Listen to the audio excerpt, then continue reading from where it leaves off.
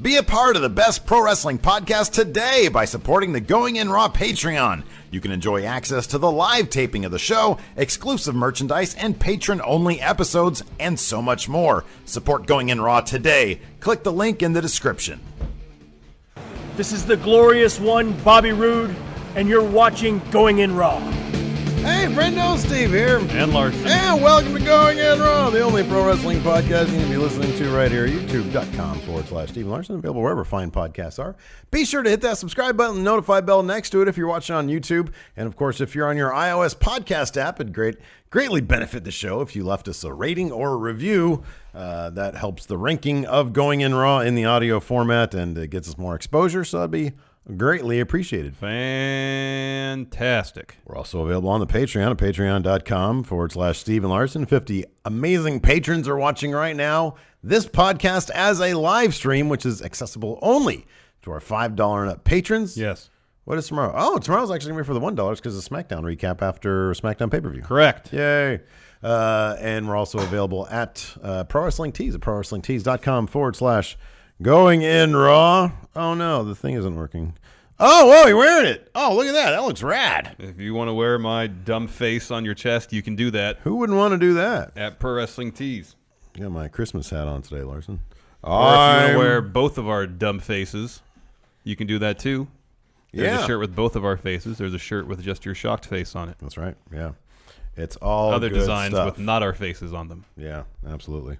It's all good stuff. Anyways, let's talk about, do we have any programming notes?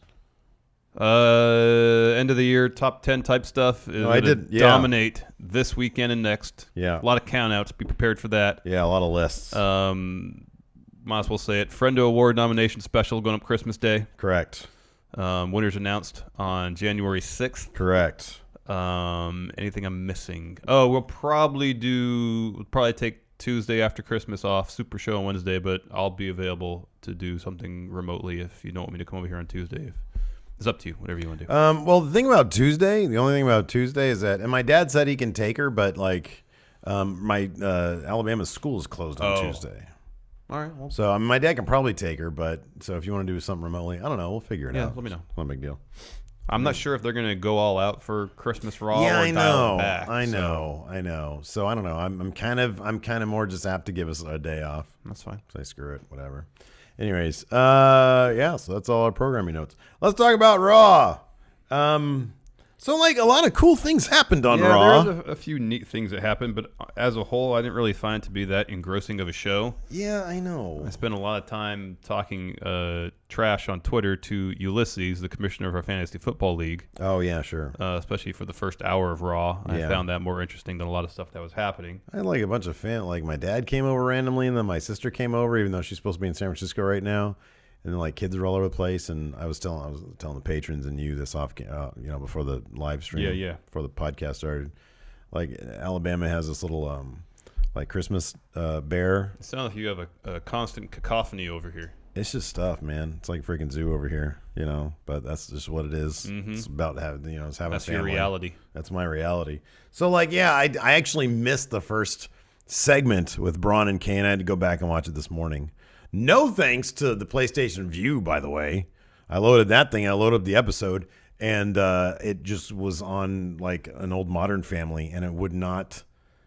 It was like at the end. I don't know. It was weird. It was annoying, and I wasn't happy with the views. First time it's really messed up on me, so I had to go to Hulu, and I watched the opening bit on Hulu. Well, at least you have options. Yeah, I got options.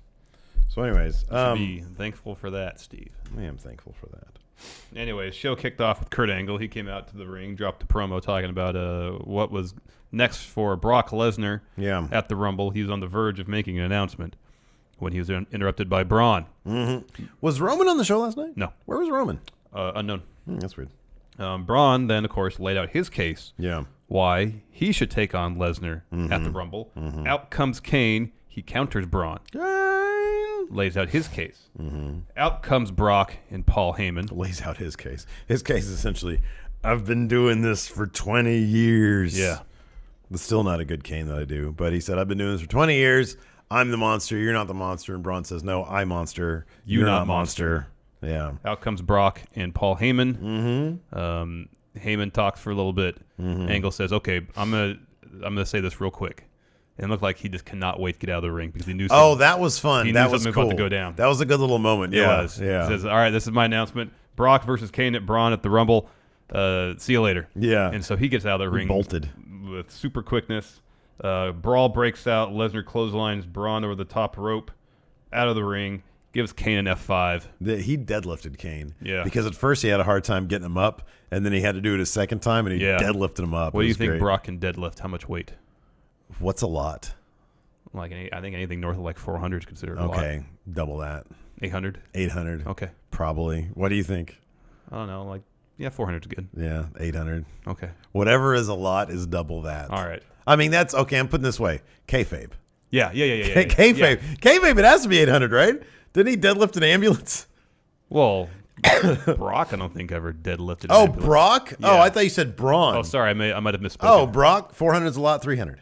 Okay. Let's say 300. All right. He's not Braun. Braun is 800. Yeah. Braun can deadlift all. Yeah.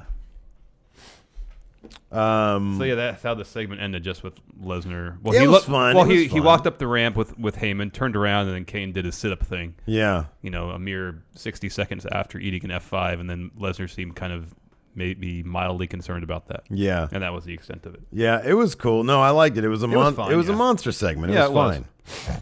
But I have a feeling this is one of the last times we're going to see Brock before the Rumble. He might make one, maybe two more appearances over the next, month? Yeah. 5 weeks. I just don't feel like this feud's going to have a whole lot of heat. Braun and Kane are be carrying the weight in terms of building up this feud. Yeah, no, I know. Between now and the Rumble. Yeah. And since we all know Brock's going to win, it's going to seem kind of empty when he does. Yeah, I know. It's not ideal. And the bummer also is that afterwards we're going to get a Kane Braun blow-off match, so there's going to be more of this. I mean, I'd much rather just see Finn Balor taking on Brock, to be honest with you. I'm not sure why they just didn't go that route. He literally had Finn, Brock, do that, and then do Braun, Kane, do their blow-off match. I know. Who do you think Braun's going to face at Mania? It's assuming it's going to be Angle and Triple H. You got Brock and Roman. I wouldn't assume at this. Yeah, maybe. Yeah, I wouldn't assume at this point that it's even decided. I don't even know if it's penciled in at this point. Yeah, I don't know either. Because I kind of want to say Triple H Braun. That'd be something else. They kind of set it up a little bit at Survivor. They Not did. nearly to the extent that they set up Kurt Angle and Triple H. No, I know, but they set it up a little bit at Survivor Series and the night after. But Braun better hope that they don't have WrestleMania in India, because Triple H will be going over there. They have no idea. People don't know how big I am in India. I'm up there with Undertaker and Cena. A massive Bollywood star told me he got suspended from school for saying "suck it." 'Cause I'm huge in India. Braun needs to learn respect first. Anyway.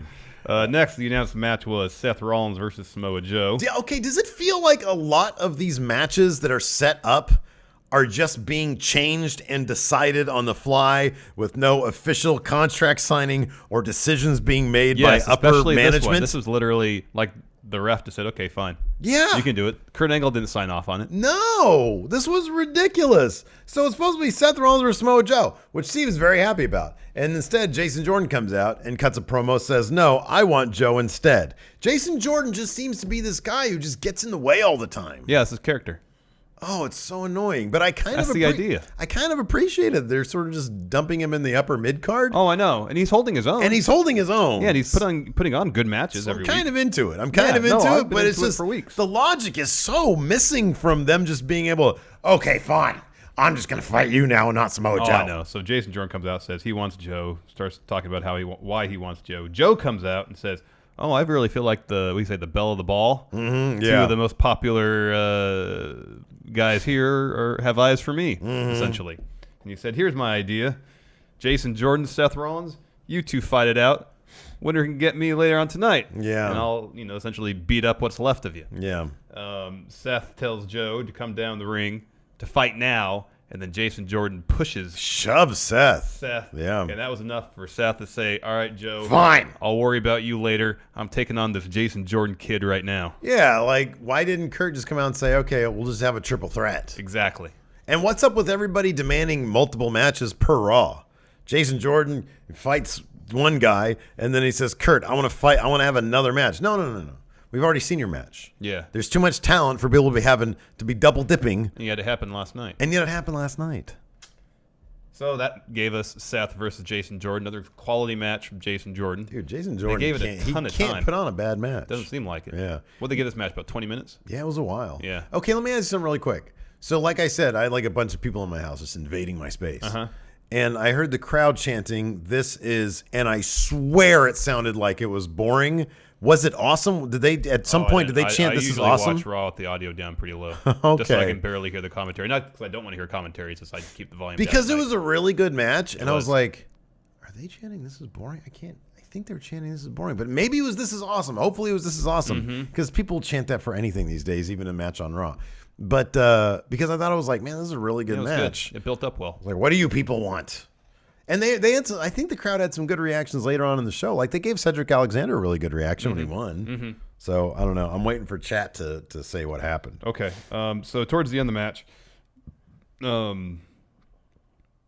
they're on the outside. Joe's sitting ringside for the match. Seth throws Jason Jordan into Joe. Yeah, that was cool. Joe runs towards Seth to respond, and he Super eats kick. super kicks from Seth. Yeah. Seth, Jason Jordan back in the ring. Seth hits that cool knee, picks up the win. After the match, Joe gets in the ring, beats up Seth. Yeah. Chris Kimmel says awesome, so I'm assuming Okay. they're chanting this is awesome. So that was just my dumb hearing, not understanding what was being Well, I said. mean, if you because I was even trying to read their if lips. it's a little crazy around here, then I was like, why are you guys saying that? That's rude. Oh, okay. Somebody said I don't remember him saying it was awesome, but then he didn't pay attention. Why are you speaking then, Sergio? See, I'm joking. I love you. next, Anyways, Kurt moving on. Angle was backstage with Seth Rollins and Dean Ambrose. Seth again saying that he wants a piece of Joe. Dean Ambrose says, "Yes, I too want piece of Joe." Me want piece of Joe. Jason Jordan comes in. I want again, piece of Joe. He wants piece of Joe. Yeah. So Kurt Angle says, "All right, stop talking. 6-man tag match. Seth and Dean and Jason Jordan against Joe and Thebar. Yeah. Match made." Match made. You all get piece of Joe. And Thebar. Next, Bray Wyatt promo. I did not pay attention to this. He- I watched the Matt Hardy one. It was great. yeah, Bray kind of made fun of Matt Hardy's laugh. Oh. In his faces, like his like the faces he makes. It'd be kind of cool if Bray Wyatt just started keeping it super real. Yeah. Like he was like, "What is your deal? Why are you doing this?" Instead of talking elliptically and like all in rhymes This and is stuff. kind of a combination of that. Oh, really? Was it? He's like everybody, he made fun of his laugh and kind of does a. Is he transitioning to fantasy football lover Bray Wyatt? No. I want him to get to that point. If he's keeping it real, then he's But then kind of getting there. he's making fun of like the faces Matt Hardy makes. He's doing Oh yeah, He was doing that kind of oh stuff. wow, so a little sarcastic Bray Wyatt a little there. bit, Huh? yeah. Wow. A little snark. Ooh, Bray Wyatt's new gimmick is internet. Next up, we had Finn Balor versus this. What a freaking waste of time for Finn Balor. He could be Are in you a feud kidding against me? Brock Lesnar. And Are instead, you- he's in a placeholder feud until the Miz comes back. And he seems Why like is he he's- smiling so much? Yeah, Still? he smiles a lot. Is he just really tickled by this Finn Balor's not over thing? I think so. Yeah. I think he's kind of tickled with his current lot. He's like, you know what? Bo and Curtis are good guys. Whatever. The people love me. I'm sure Finn it's just a Balor. placeholder feud until the Miz comes back and he'll feud against the Miz. It's more substantial than such a the waste. Miz Taraj. It's such a waste. Anyways, It was a handicap match. Balor against Curtis Axel and Bo Dallas. Mm-hmm. Balor goes. He's on the top rope fighting with Axel. Pushes him off. Goes to the top for a coup de grace. Bo Dallas knocks him off. Axel and Bo Dallas start beating him up. The ref calls for the Again, bell. Weird stuff happening. Ref calls for the bell. Even my dad was sitting there watching it.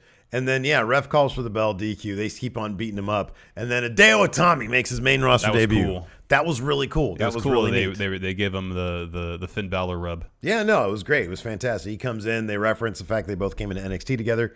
They're friends. Yeah, they're friends. And so then we come back from commercial, and it's been turned into a tag match. But at least commentary said that Kurt Angle approved it. Oh, okay. All right. I missed that So part. during the commercial break, Kurt Angle signed off on it. Still, 2 matches in a row that went from one thing to being another thing. Yeah. Yeah, a little weird. I think the Rollins, Joe, Jason Jordan thing was a little weirder because A bit more egregious. Angle had no part in it. For And sure. seemingly the ref was the one that just signed off on it. Mm-hmm. So at least this one, Kurt Angle gave it the okay. Hideo Itami picked up the win, pinning Curtis Axel after a GTS. They went straight for the GTS. First time out, GTS. Wow. That was awesome. That was great. Awesome. I loved it. It was fantastic. Great showing for Hideo Itami. So he's going to be on 205 Live tonight. Apparently, spoiler alert. I don't know if people want to hear this or not. Where'd you get the spoiler alert from? From, I think, PW Insider. Oh, PW Insider. About Rockstar Spud. Oh, he's at SmackDown. Yeah, being at SmackDown tonight. Well, that's fine. That's not a big spoiler. I think they were saying that he was going to debut this week. They just haven't announced it on the show or anything. Yeah. Kind of defeats my idea that maybe they're doing some video videos. No, it seems like he's going to be there in person. Yeah, so cool. Or maybe he's just going to go backstage and, get the lay of the land. Entirely possible. I think I heard that he was at Raw last night, too. Oh, okay. Getting the lay of the land. Yeah. First day on the job jitters. I remember when I used to have first day on the job jitters. It's hard not to, I know, man. Everything's a new different responsibilities, landscape. New environment. Can new I do people. this? Exactly. Yeah. You want to make a good impression, so you want to work hard, but you don't want to miss out also on getting to know your coworkers. And it's like 90% of your laughs are hella fake. Oh yeah, okay. You're like, because you're on edge. You can just dive right back into your computer. Exactly. You're just like on edge the entire time, like soaking in your surroundings because you don't know anything yet. I know. Somebody comes up to you, oh, so you're the new guy, huh? Yeah. Hi, I'm. Yeah. Shake hands, introduce yourself. Exactly. They try to be social, and that's when you're like, oh, yeah. Yeah. Are you taking a break yet? I don't know if I can take a break. I don't know if they're going to fire me if I take a break. Oh, I hate it. Anyways, moving on. Next, Cedric Alexander interview. Talking about how he's going to win the match. Yeah. If they gave him good scripts, he could knock it out of the park. I'm telling you. Man, there's zero character behind him. Nothing. There's nothing. But he can deliver scripted lines well. He's got tons of charisma. Dude, His delivery's great. Just give him something to work with. You know what they should have done for this thing instead of how did they do this? Oh, they did it with 2 fatal 4-ways. They should have, if you want to get him over, kind of do what they did with the Cruiserweight Classic. Tournament. Just put him in a tournament. Mm-hmm. And then have a great match. People want it. But I don't know, man. Anyways, then we got the actual match. Because his promo was so like it. I remember thinking this exactly, thinking this sounds like it was written for a generic character in universe mode in 2K18. It was just a typical face. I'm gonna go on and beat blah blah blah. Anyways, their match was fantastic. Yeah, Drew Gulak versus Cedric Alexander. Drew was accompanied to the ring by Enzo. Enzo dropped a promo, then Drew dropped a promo directly following. Yeah. Enzo went over and sat at the commentary table, provided commentary for the match. Yeah. It's actually pretty good. Yeah. Early on in the match, Gulak and Cedric do like this weird suplex thing, and they both take on a nasty spill over the rope to the outside. Yeah. And after they like suplex. Yeah, that was weird. That was weird. I think Cedric suplexed Drew kind of backwards onto the apron, and then Drew suplexed Cedric from the apron to the ground. The outside, and they both went to the outside. Yeah. So after that point, Cedric was really selling the lower back, and then Drew was putting all sorts of submission holds. Right. Working the lower back. Right. Towards the end, Enzo leaves the commentary table after checking his phone. Doesn't say a word why. Just gets up and leaves. This provides a bit of a distraction. Drew is wondering where Enzo is going. Cedric takes advantage, ultimately hitting a lumbar check, which Drew sold well. Yeah, he sold great. Picking up the win. And it was like a cool lumbar check because like Drew sold it in a way that like led to like Cedric. By the time he hit the ground, he was in a natural roll-up position for Cedric to do that. So that was cool. Yeah, Drew blood too. Like he ended up, Then right after the match, I think it was Michael Cole or something said the reason Enzo left is that Nia Jax posted something on Enzo's Twitter, saying to check his DMs. Yeah. Ooh. So anyways, I actually, I heard some people on Twitter complaining about Enzo's commentary. I thought it was actually really well done. He did a good job too. And I'll be honest with you. So given this next bit where Enzo and Nia Jax were backstage doing their little like flirting thing, which was fine. It was what it was. I'm kind of interested to see where it's going to go because Nia Jax is occupying sort of 2 roles right now. She's doing this weird thing with Enzo where she's like, all over him. And then she's doing She went later on the show and decimated. Yeah, she's the Braun of the women's division. 2/3 of Absolution. So I'm really curious as to how or if, sometimes they don't, but if they're going to reconcile these 2 roles because I think that could be kind of interesting if they do that. Yeah. I loved, and so here is my thing. With Enzo's commentary getting behind Gabagulak, and sometimes he calls him Gabagoogoo. It's absolutely hilarious. And there's like, he says, well, he's not my friend. But number one, I think more. So like, remember months ago when Enzo was like kicked off the bus and stuff, and it seemed like nobody liked him. And then we find out later that like Neville and Enzo, according to like the dirt sheets, okay, so who knows? Yeah. But Enzo and Neville were actually pretty decent friends. Like they were kind of on the same page. Just Neville didn't like where his career was going. I think a couple different dirt sheets reported that they were actually cool with each other. I get the feeling from Enzo's, from him and Drew Gulak's chemistry, I think they actually like each other. They might. Like it would not surprise me at all if they were actually kind of buddies. Yeah. And their chemistry is such that I'm actually kind of happy that they didn't go the route at this point with Drew turning on Enzo yet, because I think there's a lot more miles you can get out of it, and I kind of like their relationship. I thought this next bit backstage where Nia and Enzo are kind of flirting, and then of course Gulak comes in and like apologizes endlessly for losing the match, and it is playing cock teaser basically. Is that the word? No, cock blocker. Yeah. No, that was a completely different thing. Yes, it is. Cock blocker. Also, now we're going to get demonetized because he said those words. Oh, no, I'm not. No, we're not. So anyways, he's playing cock blocker. He comes in and basically ruins Enzo's game, okay? And because Nia's like, I'll let you guys settle this out. Drew was cracking me up. Yeah. And it kind of felt like Enzo didn't want to start laughing. Yeah. Because Drew was like, oh, God, Enzo. I don't know. Well, he's got tissue stuffed up. I don't know why he was talking so loud, but it was hilarious. Well, just because he got beat up. Yeah, it was hilarious. It was good. Oh, I don't know what happened. I have to go look at the tapes. Oh, I was cracking up. It was great. And I kind of felt like Enzo was, I don't know. You can kind of tell when somebody wants to laugh. Yeah. But I think their chemistry is actually really, really no, good. No, it is. And I think Enzo's chemistry with Daivari is really good too. Yeah, and I kind of want to see. This. I want to see more of this. I think it's really good. And I just don't know. I'm not sure exactly where this. It's got to culminate in Gulak getting kicked out of the Zoe train. I feel like. Yeah, I figure the same thing. But there does seem to be some amount of Enzo, and maybe it's simply because their chemistry is good, and I'm reading too much into it. But I kind of feel like Enzo is warming a little bit to Drew Gulak. I hope that's kind of the case. Yeah. But it might not be. I don't know. Yeah, I don't know either. I mean, after 205 Live last week, that was horrifying what he was doing to Drew Gulak. Yeah. But anyways, I thought it was a really good segment. I thought this was really cool. I don't know. I don't see Cedric winning the title off of Enzo. It seems like it'd be an odd turn for them just to do that, unless it had something to do with Drew directly with Drew. And I think if Cedric does win, it's going to be that way. I think you're probably right about that.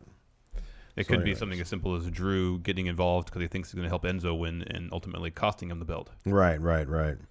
So, anyways, next, Asuka versus Alicia Fox. Alicia Fox had one of the picture-in-picture promos. Mm-hmm. But she lost to Asuka with an armbar. Yeah. How come they're not doing the Asuka lock anymore? Yeah, I don't know. So I really liked her transition, the kind of the sit down thing. Like the not quite a full Nelson bomb, but something similar, and transition straight to the Asuka lock with that. I wonder why they changed that up. I don't know, man. Honestly, it makes me wonder if maybe Vince is back there and he just says, "I have her do an armbar instead." Could be. That sounds like some weird nitpicky thing that Vince would do, Have her do that and it looks great. Ronda Rousey does that, it looks great. Anyways. Next, we had the match made earlier in the show. Samoa Joe and Thebar versus Rollins, Ambrose, and Jason Jordan. Yeah. The news coming out of this one is that they started establishing Dean Ambrose having an injured arm. Yeah. Based on a suicide dive that Rollins does, hitting Joe, Cesaro, but also Dean. And actually set for the finish of the match. Dean's out there selling arm injury. The ref goes and checks on Dean, gets the trainer over. This is distracting Seth, during which Sheamus hits a bro kick. Cesaro comes over, pins Seth, gets the win for Team Samoa Joe and Thebar. Yeah. But I've noticed that Ambrose has been wearing an elbow pad. Yeah. For a number of weeks on his right arm, and then one week he wasn't wearing it, and his arm looked like Val Kilmer's elbow in Heat, where it had looked like fluid built up in his elbow. Was it in every scene that his elbow was visible, or is there just like What, one Val shot? Kilmer? Yeah, There's one shot because I do not remember that. Yeah, look it up. It's when he's at his house.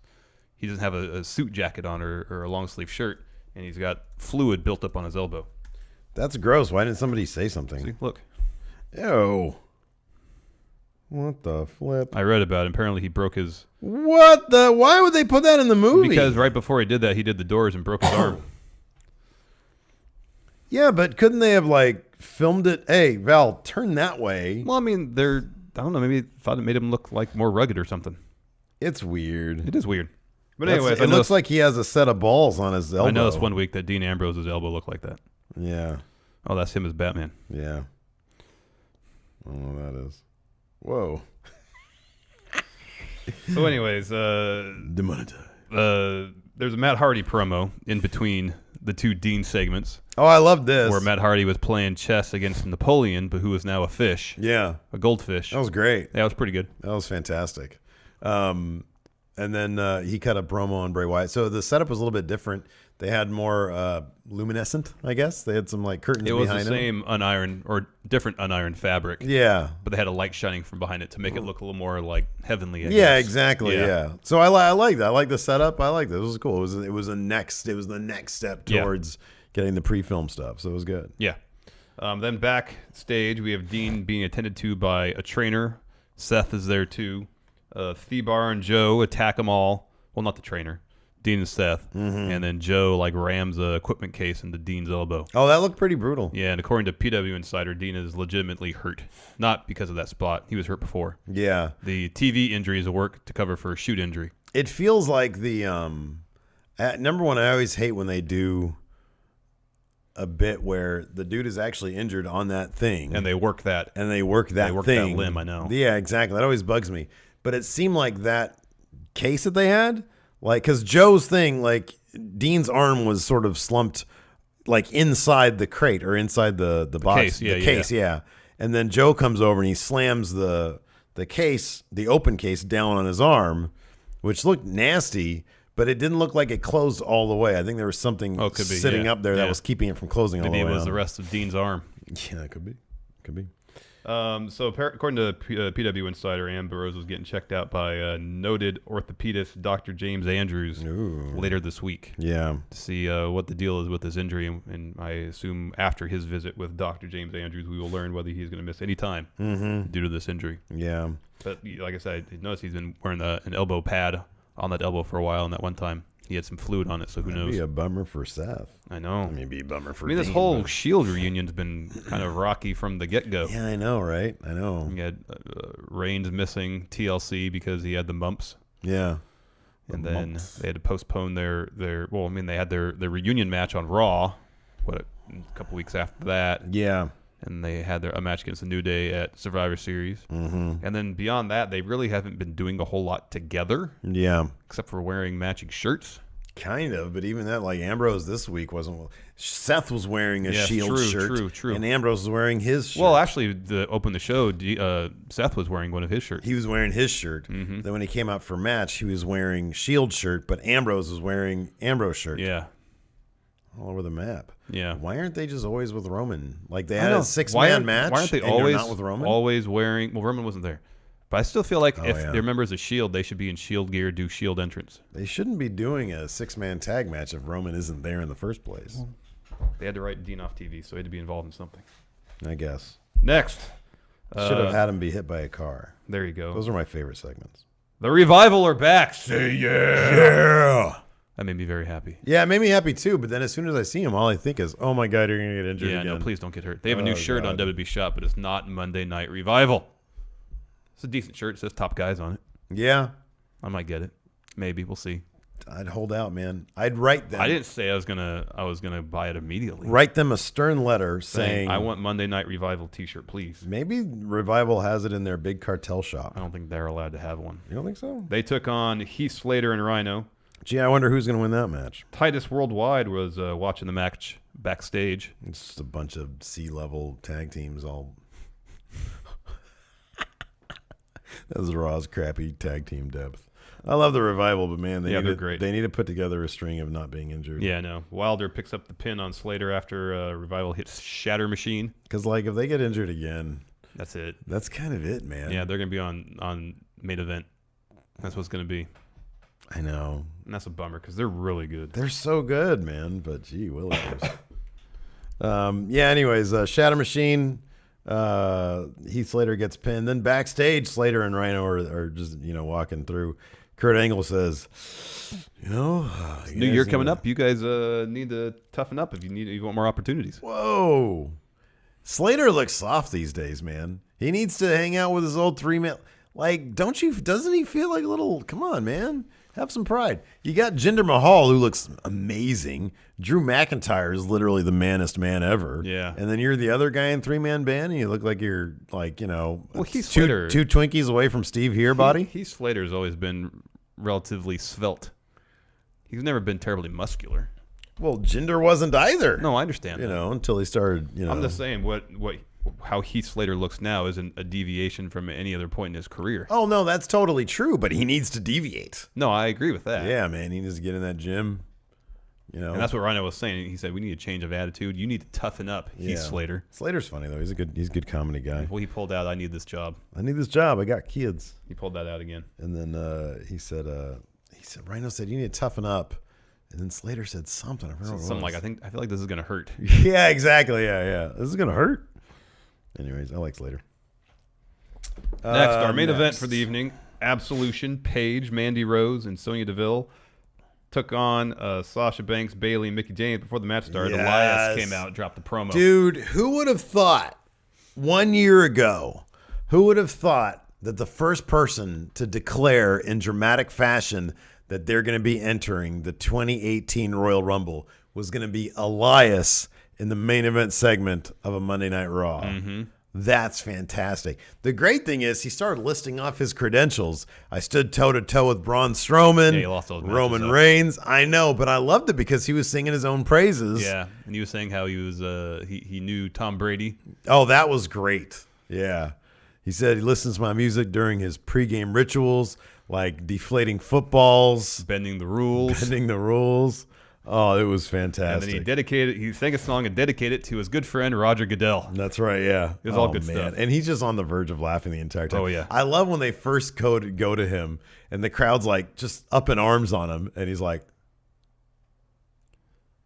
he's so good at playing the crowd. Yeah, he is. Anyways, he was interrupted. His music was interrupted by Sasha Banks. And then Mickie James interrupted him after he tries to start his song again. Yes.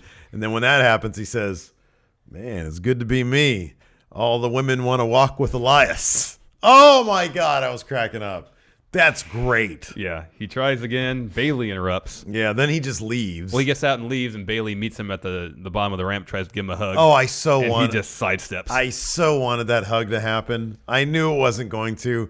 I so wanted that hug to happen. He sold the sidestep really well. He really did, I know. Oh, it was great. I freaking love Elias, man. He's great. He's so good. Then Absolution comes to the ring. It wasn't much of a match because Absolution just got Sasha in the ring and they all attacked her. Ref calls for the bell. Nia Jax comes out. Yep. Destroys Mandy Rose and Sonya Deville with a massive Samoa drop. Yeah. Oh, yeah. She picked them both up. I love when she does that. It's great. Rest of the women's division comes to the ring. Everybody's brawling. Big brawl. Huge brawl. Yeah. Stephanie McMahon's music hits and everybody stops fighting. Mm-hmm. She walks to the ring. Delivers a short speech leading up to an announcement that at Royal Rumble we will get the first women's Royal Rumble. Yeah. So here's my thing. I think this is great. It's fantastic. I'm kind of over. Yeah, no, I love the fact they're doing women's Rumble. It's fantastic. I'm kind of over them doing this in a way that is not storyline related. Stephanie comes out and she talks about making history, and she talks about Sasha and Alexa going to was it Abu Dhabi or Dubai? I don't know, and making history there. And I mean, I think that's fine and everything, and you're making the moment big, and I get that. But there is such an opportunity to initiate this via the storylines that are already in play. Yeah, you have a lot of people who are legitimate contenders for the title. Okay, so a perfect example of this, a perfect example of the way this could have been done. can be found when the announcement for War Games was made. Chaos in the ring. Regal comes down and says the only match that can contain this is War Games, and people flipped out for it, right? Including Adam Cole. Yeah, big time. It was great. War Games? And so if there's some question, if this whole thing was set up over the past 3 weeks. About number one contender for the Raw Women's Championship, and do the same thing over on SmackDown. Exactly. Yep. And there's just chaos, and every time they try to determine a number one contender, it just breaks down into a big brawl. Then Kurt Angle or even Stephanie can come out and say, the only way we can decide this is via over-the-top rope elimination. Yeah. And a women's rumble. We're going to make history. But to come out there and, I get it, it's a feel-good moment, but it just seems so forced when if you really want to do this the way the guys do it, then you do it through storylines. Yeah, and that's how the Hell in the Cell match between Sasha and Charlotte. Right, it was storyline. It was all storyline driven. Yeah, totally. And it made complete sense. Storyline-wise. It felt a bit on the force side, especially at the end. You mentioned this off camera when she says, "Oh yeah, if anything deserves a yes chant, it's this yes," and then everybody starts doing the yes thing, and it's like, dude.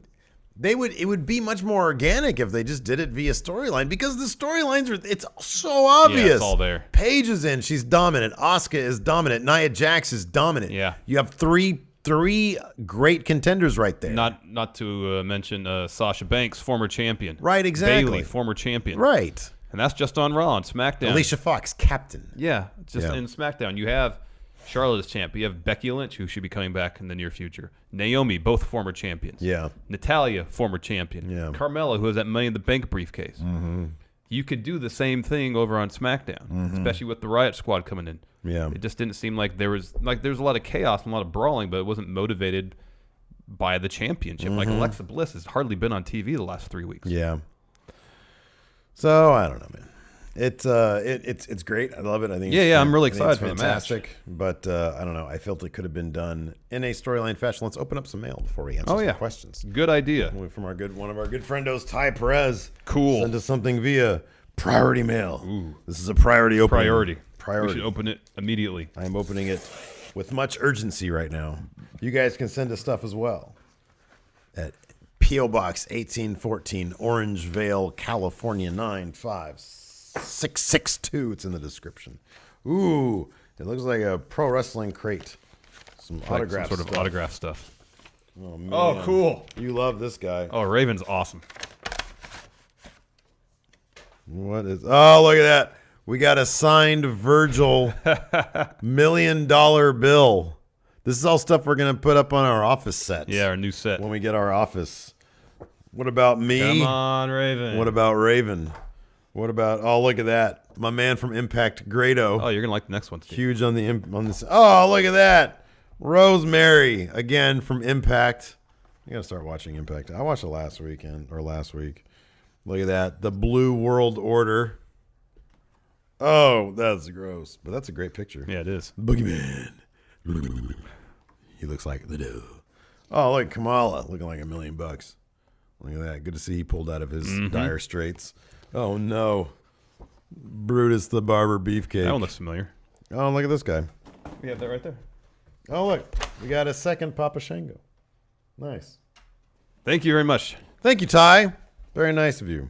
All right, Larson, let's hop into questions. Why don't you read the first one, and I'm going to look up a pay-per-view for our play-per-view today. All right, I got to refresh because we posted this thread a little late. Here we go. Nemo, do you think the Women's Rumble will be over the top like it should be, or out any rope like Battle Royals have been before? Hopefully it's over the top rope. Because in previous Battle Royals, Women's Battle Royals, it's just out of the ring. They've done over the top rope, I believe, though, in previous Women's Rumbles. Yeah, no, Karen made a good point in the comments there. NXT had one that was great. And it was over the top rope. I'm totally fine with it has over to be the over the top rope. I mean, I kind of see the point. Like Nikki Cross's chin comes when she does the top rope, it's at like chest high basically. But like she said, they've done it in NXT. Yeah. It's great.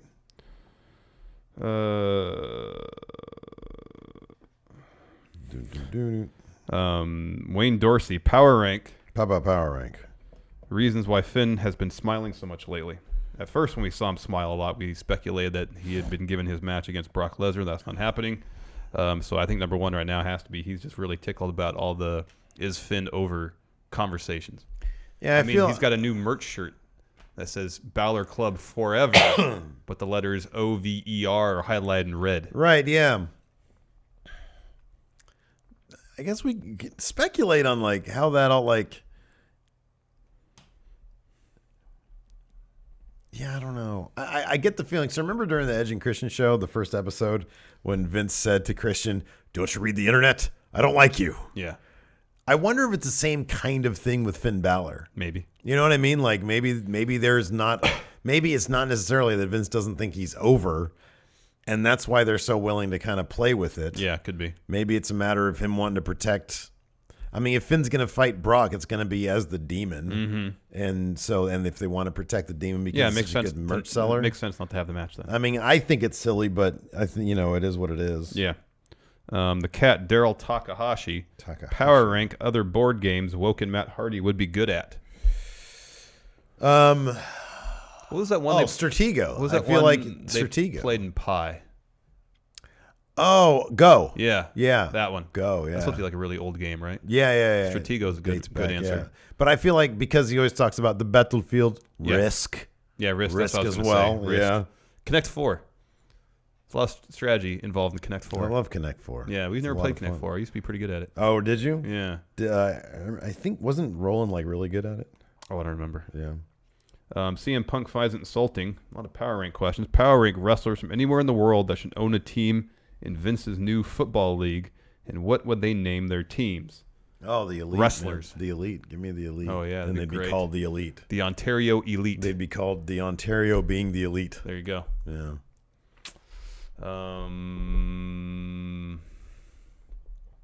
John Cena would be the Boston Sea Nations. There you go. What about, can there be a team owned Tampa? by He lives in Tampa, I guess now. LIJ? But I'm trying to think of a good pun for Los Ingobernables. Los Infutbolnables. I don't know. Well, it'd be a Los Ingobernables Day football. Day football. There you go. What about CM Punk? Be in Chicago. Yeah. What do they call Chicago? Second City? Or the Chicago Pipe Bombs. Well, there you go. So you're on a roll. Keep at it. Oh, nice. I've got a card with 8 on it. What about Stone Cold? He lives in currently living on 316 Gimmick Street. Yeah, so that'd be the Los Angeles Gimmicks. There you go. That'd be the rattlesnakes. Oh, the rattlesnakes. Yeah. The rattlesnakes. Dom the Man Hilberg. Hey, friendo. So according to my math, excluding champions, there are 17 active main roster women to compete for the Women's Rumble. Pick 2 legends and 1 NXT surprise call-up to round out the ranks. And assuming that the NXT call-up is there to stay, which roster should they join? How many NXT call-ups do we get? It says 1, but I think there should be 2. Yeah, it should be the Iconic Duo. Yes. And they go to SmackDown. 2 legends. Trish. Okay. I would say Lita, but I don't. Yeah, she wrestled. She's wrestled recently though. Yeah, she has. Yeah. Trish and Lita. Do you remember we can go like outside the box a little bit? Yeah, no, I'm fine with them. Michelle McCool said that she wanted to. Oh, about part. Serena Deeb. Oh yeah. Yeah, she's good. Yeah, that'd be good. All right. Let's see here. Adam Mayhem Power Rank. Best crossover tag teams from 205 Live and Raw rosters. We saw Hideo Itami and Finn Balor tag team last night on Raw. Mm-hmm. You want what is the question? 205 Live and Raw crossover tag teams. 1 member from each roster. Who would Drew Gulak team with? Samoa Joe. That was pretty funny. I kind of like that. Cedric Alexander, Seth Rollins, and that's a good tag team right there. Oh, great.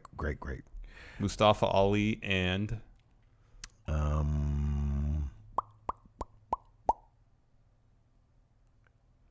Mustafa Ali and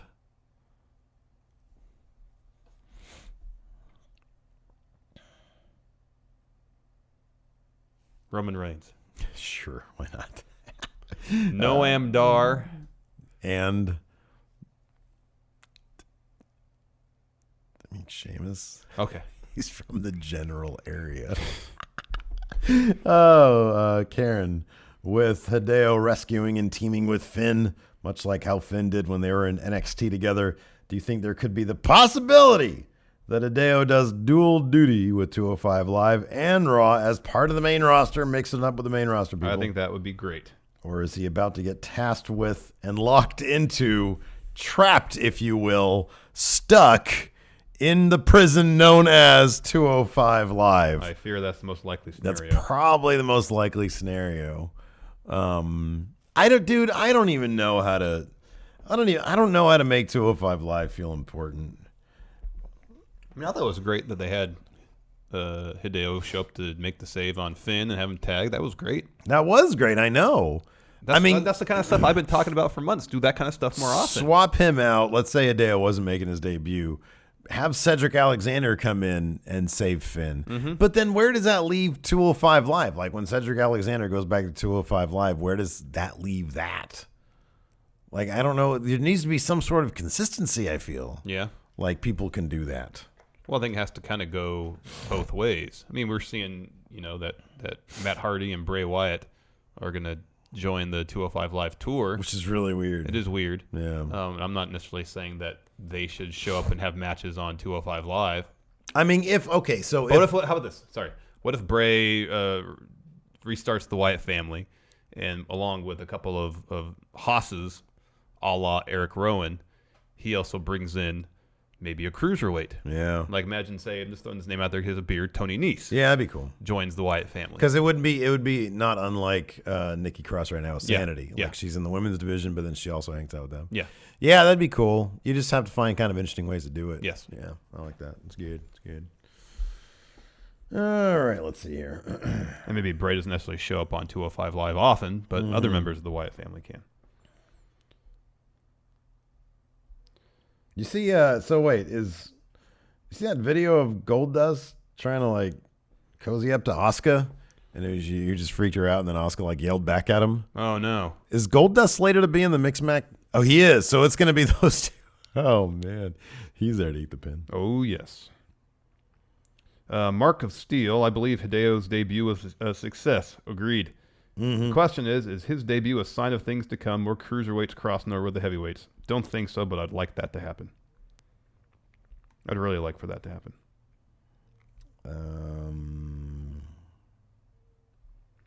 Braun, is it a guarantee that we will get an Absolution versus Riot Squad moment in the Women's Rumble?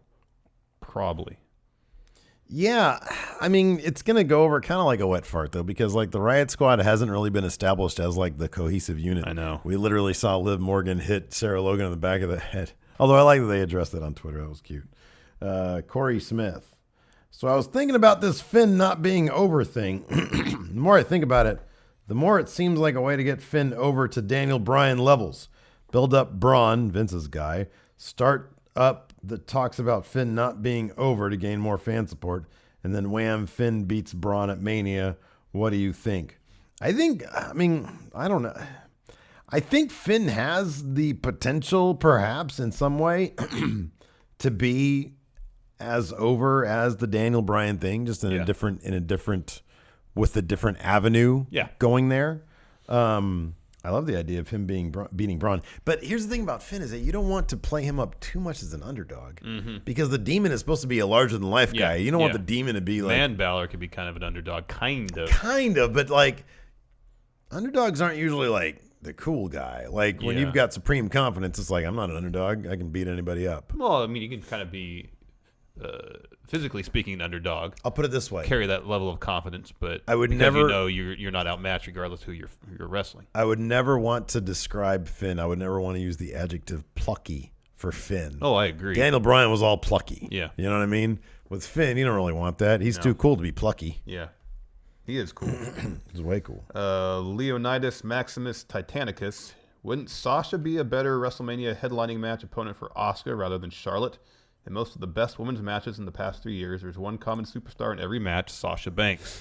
Yeah, but Charlotte has kind of established herself as, I think her title reigns have been more and longer. She kind of came out on top in that whole Sasha Charlotte feud. Oh, she definitely did, yeah. You know? Yeah. So I'd give the edge to her. And I think... Yeah, no, I think you're right. She's the figurehead of the women's division. I know Sasha, it's arguable. Sasha comes out and she gets a massive, massive pop. So she could be more over. I wouldn't want to take that bet. But or I wouldn't want to bet against that rather. But it's Charlotte. Charlotte's like she's the figurehead of the women's division. Mm-hmm. In my opinion, anyway. No, I think as much as I like Sasha and appreciate her work, I can't disagree with that. Couple more. Nate Morris, did Steph and all the women breaking kayfabe essentially kind of ruin the announcement of the Rumble? Everybody kind of just fell into line immediately when Steph got in there, and we saw earlier in the night Kurt Angle literally bolt from the ring because the men are going to destroy each other, and yet Steph shows up and everybody falls into line. Kind of. It would have bothered me more if Absolution was starting to give high fives to Alexa Bliss or Sasha. Rhyno, exactly. That didn't happen though, thankfully. Yeah, no, but it seemed like it could have. Yeah, maybe. They were giving the vibe that we're all cool now. We're all doing this. Yeah. No, man, let them just slug it out storyline wise. Yeah. Dun, dun, dun, dun, dun. Dun, dun, dun, dun, dun. One more question, and then we'll do our thing. Yes. Here we go. Broken Steve. Power rank the 5 women you think should win the Women's Rumble. 1, Asuka. Number 1 is Asuka. Number 1's got to be Asuka. And I feel like if they don't have her win it, then they're really messing things up. Number 2, I guess, is Paige. Yeah. Yeah. I agree with you, though. I think they don't have Asuka win it. They're messing They need things to have up. Paige take the belt off Alexa Bliss. Okay, let me ask you this. Let's say they want to go with Paige. Who can they pair with Asuka to do the thing where they eliminate each other because they're just fighting and fighting and fighting? Ronda Rousey. Ronda Rousey's not going to be in the Rumble. Give me another name. Nia Jax. Yeah, Nia Jax. I think 3 is going to be Becky Lynch. Oh, yeah. Set up Becky versus Charlotte. Becky's so good. Yeah, she is. Oh, that's a good point. Becky versus Charlotte would be good. Mm-hmm. Is it a foregone conclusion that it's Asuka? No. I don't think it is. I kind of feel like it is. I think that it should be that case, but I don't feel like it is. I hope they don't do the thing. See, it needs to be Asuka, but I think that everybody thinks that, so they're going to swerve us and have it be like, I don't know, James I think it should be. It's going to be James Ellsworth. Oh, gosh. Asuka, Paige, Becky Lynch, Nia Jax. And who's 5? Sasha. Yeah, Sasha. I could see Sasha standing tall at the end. Had a dream I won the Rumble. So you found a card with 8 matches. Yeah, I did. All right, what is it? Hold on. I'm going to see if this one's better. This is the play-per-view where we quiz each other on the results. Okay, so yeah, we had questions. People don't know exactly what play-per-view is. What is play-per-view, Larson? It's we find old pay-per-views, we look at the card, and we quiz each other on the card whether you know who won the match or not. Oh, this is a good one, but I need you to bring yours down to 7. So kill your first match. That's fine. All right, I've got WCW Starrcade 1994. Oh, the year before the last one you did. Yes. Okay. I have No Mercy 2008. Oh, God dang it. You and your stupid ruthless modern era You did PG a good job era. last time, though, so don't complain. All right. Who goes 1, 2, first? 3, 4, 5, 6. 1, 2, 3, 4, 5, 6, 7. Okay. I'll go first. Okay. In a singles match. Do we do back and forth Yeah. matches? Yeah. Okay. In a singles match for the ECW Championship, Matt Hardy versus Mark Henry. Matt Hardy won. Yes. Okay. I don't think Mark Henry's ever ECW champion. In a singles match for the WCW United States Heavyweight Championship, the champion, Hacksaw Jim Duggan, the challenger, Vader with Harley Race. Who won? What belt was it for? United States Championship. I have to go with Vader. Very good. Vader won. In a singles match for the WWE Women's Championship, Candice Michelle versus Beth Phoenix. Who came in as champion? Beth Phoenix. Beth Phoenix. Yeah. Okay. In a singles match, Jean-Paul Levesque versus Alex Wright. Who won? Ooh. Alex Wright. Very good. Listen, you guys don't know about India. Alex Wright is up there with Undertaker and Cena. A singles match, a mask match. Oh. Kane versus Rey Mysterio. Oh, wow.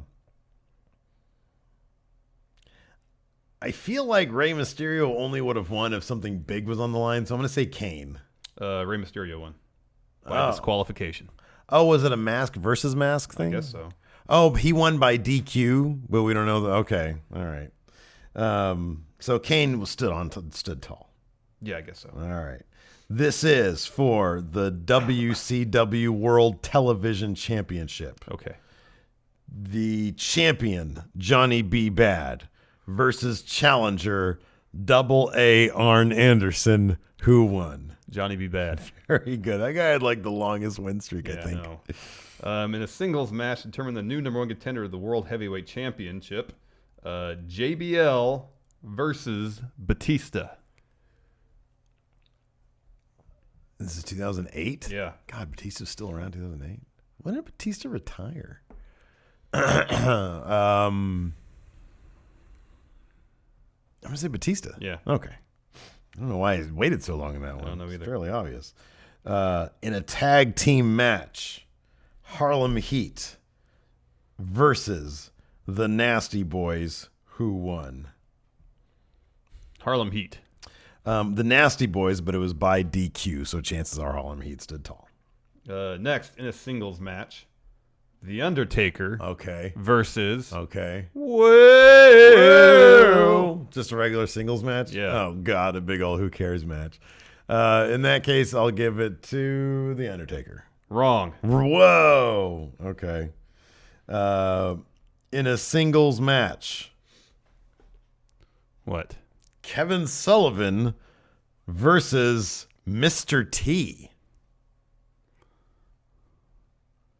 Mr. T? Yeah, Mr. T had to win. Yeah. Exactly. In a singles match for the WWE Championship, the challenger, Jeff Hardy, versus the champion, Triple H. Man, so I know Jeff Hardy won it at some point. I'll say Jeff Hardy won. Triple H. Oh, damn it. Okay, so he didn't win it there. Nope. In a singles match, Avalanche versus Sting. Sting. Yeah, he won it by DQ, though. I wonder why. That's weird. Main event. A ladder match for the World Heavyweight Championship saw the champion, Chris Jericho, versus Shawn Michaels. Oh, you know what sucks? I totally read Chris Jericho's book about this feud. I'll say Chris Jericho won. Yeah. Okay, good. I have 4. And then you got one chance to make this 2-point lead. Yeah.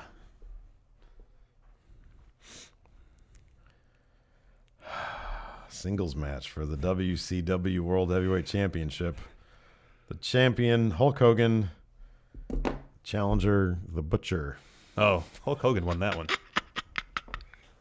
Are you telling me The Butcher was never world champion? No. Dang it. Dang it. I lost by 2. Yep. Well done. Good job. I'm awesome. You know your Starrcade 1994. I do. Very good. All right. Anyways, that's it for the show. Hilton, can we get some out music, please? Should be some out music now. Anyways, that's it for now. Until next time, we'll talk to you guys later. Bye.